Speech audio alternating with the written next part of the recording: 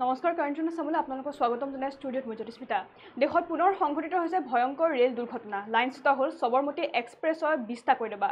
পুৱতি নিশা প্ৰায় 2:30 বজাত সংঘটিত হয় এই ঘটনা। বাৰাণসীৰ পৰা আহমেদাবাদ অভিমুখী আছিল ৰেলখন। দুৰ্ঘটনাস্থলীত ইতিমধ্যে উপস্থিত হৈছে উদ্ধাৰকাৰী দল। এই বিষয় সন্দৰ্ভত জনাই যাম সবিশেষ। দেশত পুনৰ সংঘটিত হৈছে ৰেল দুৰ্ঘটনা। লাইনচ্যুত হ'ল সবৰমতী এক্সপ্ৰেছৰ 20টা কৈডবা। পুৱতি নিশা 2:30 বজাত সংঘটিত হয় এই ঘটনা। বাৰাণসীৰ পৰা আহমেদাবাদ অভিমুখী আছিল ৰেলখন। ইতিমধ্যে দুৰ্ঘটনাস্থলীত উপস্থিত হৈছে উদ্ধাৰকাৰী দল। এক্সপ্ৰেছখনৰ যাত্ৰীসকলক বাছেৰে অনা হয় কানপুৰলৈ। ৰেলখনত আছিল 130 গৰাকীকৈ যাত্ৰী। আনহাতে দুৰ্ঘটনাৰ পিছতে বাতিল কৰা হৈছে কেইবাখনো ৰেলৰ চলাচল। 7খনকৈ ৰেলৰ চলাচল কৰা হৈছে বৰ্তমান সময়ত বাতিল।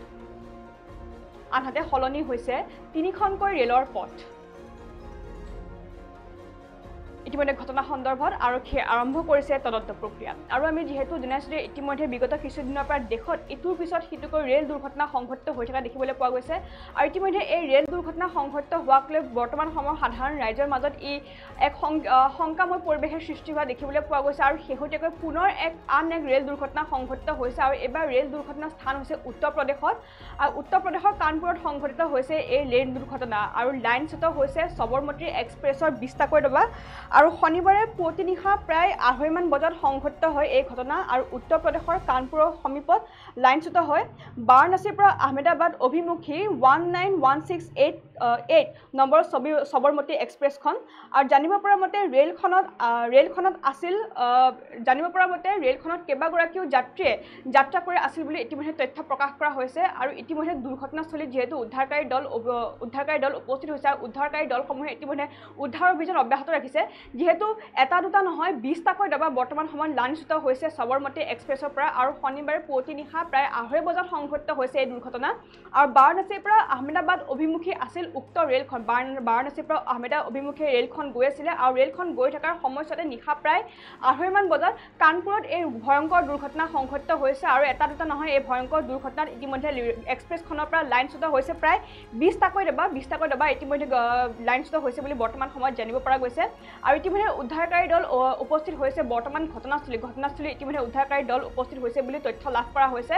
আৰু ইতিমধ্যে বৰ্তমান সময়ত কিমানজন লোক হতাহতি হৈছে বা কিমানজন লোকৰ মৃত্যু হৈছে এই খবৰ বৰ্তমান সময়তো আহি পৰা নাই। কিয়নো উদ্ধাৰকাৰী দলসমূহে যিহেতু উদ্ধাৰ অভিযান চলাই আছে এই বিষয়ৰ সন্দৰ্ভত। আৰু ৰেলখনত যাত্ৰা কৰিছিল প্ৰায় 130 গৰাকীকৈ যাত্ৰী এই ৰেলখনত যাত্ৰা কৰিছিল বুলি ইতিমধ্যে তথ্য প্ৰকাশ কৰা হৈছে। আৰু দুৰ্ঘটনাস্থলীত উপস্থিত হৈছে উদ্ধাৰ অভিযানকাৰী দল। আৰু সবৰমতী এক্সপ্ৰেছৰ যাত্ৰীসকলক বৰ্তমান সময়ত বাছেৰে কানপুৰলৈ লৈ অনা হৈছে। অৰ্থাৎ এই এক্সপ্ৰেছখনত যিসকল যাত্ৰীয়ে যাত্ৰা কৰি আছিলে অৰ্থাৎ তেওঁলোকে কানপুৰলৈ কানপুৰত যিহেতু ঘটনা সংঘটিত হৈছে। আৰু ইতিমধ্যে এক্সপ্ৰেছখনত যিসকল যাত্ৰী উপস্থিত আছিলে সেই এক্সপ্ৰেছখনত উপস্থিত থকা যাত্ৰীসকলক ইতিমধ্যে বাছেৰে কানপুৰলৈ অনা হৈছে বুলি ইতিমধ্যে তথ্য লাভ কৰা হৈছে। আৰু দুৰ্ঘটনাৰ পিছতে ইতিমধ্যে কেইবাখনো ৰেলৰ চলাচল বাতিল কৰা হৈছে। 7খনকৈ ৰেলৰ চলাচল বৰ্তমান সময়ত বাতিল কৰা হৈছে বুলি ইতিমধ্যে তথ্য প্ৰকাশ কৰা হৈছে। আৰু ইতিমধ্যে ৰেল কৰ্তৃপক্ষৰ পৰা জনোৱা হৈছে যে ইতিমধ্যে যিসমূহ ৰেল অহা যোৱা কৰি আছিলে অৰ্থাৎ যিসমূহ ৰেল বিপৰীতমুখীৰ পৰা আহি আছিলে সেইসমূহ ৰেলৰ বৰ্তমান পথসমূহ সলনি কৰা হৈছে বুলি ইতিমধ্যে তথ্য প্ৰকাশ কৰিছে ৰেল কৰ্তৃপক্ষৰ তৰফৰ পৰা। আৰু ইতিমধ্যে ঘটনাস্থলী আৰক্ষী যিহেতু উপস্থিত হৈছে আৰক্ষী উদ্ধাৰ অভিযানকাৰী দল আৰু লগতে চিকিৎসকৰ এটা বৃহৎ দল যিহেতু উপস্থিত হৈছে। আৰু উদ্ধাৰ অভিযানকাৰী দলসমূহে যিহেতু উদ্ধাৰ অভিযান বৰ্তমান সময়ত ৰাখিছে। এই দুৰ্ঘটনাত কিমানজন লোক হতাহতি হৈছে বা কিমানজন লোকৰ মৃত্যু হৈছে বৰ্তমান সময়ত সেই খবৰ আহি পৰা নাই। কিয়নো ইতিমধ্যে জানিব পৰা মতে ৰেলখনত 130 গৰাকীকৈ যাত্ৰীয়ে যাত্ৰা কৰি আছিলে। পুৱতি নিশা প্ৰায় 2:30 বজাত এই ৰেল দুৰ্ঘটনা সংঘটিত হৈছিলে। আৰু লাইনচ্যুত হৈছে প্ৰায় 20টাকৈ ডবা। সবৰমতী এক্সপ্ৰেছৰ 20টাকৈ ডবা ইতিমধ্যে লাইনচ্যুত হৈছে। আৰু দেশত ইতিমধ্যে এইটো যিহেতু বিগত কিছুদিনৰ পৰা ৰেল দুৰ্ঘটনা ইটোৰ পিছত সিটো ৰেল দুৰ্ঘটনা সংঘটিত হৈ আছিলে। আৰু ইয়াৰ পিছত এতিয়া পুনৰ উত্তৰ প্ৰদেশৰ সবৰমতী এক্সপ্ৰেছৰ লগত এই দুৰ্ঘটনা সংঘটিত হৈছে। আৰু ইতিমধ্যে 7খনকৈ ৰেল যিহেতু বাতিল কৰা হৈছে। আৰু আনহাতে 3খনকৈ ৰেলৰ পথ ইতিমধ্যে সলনি কৰা হৈছে। অৰ্থাৎ বিপৰীতমুখীৰ পৰা অহা যিসমূহ ৰেল আছিলে সেই ৰেলসমূহৰ পথ বৰ্তমান সময়ত সলনি কৰা হৈছে বুলি ৰেল কৰ্তৃপক্ষৰ তৰফৰ পৰা সদৰি কৰা হৈছে।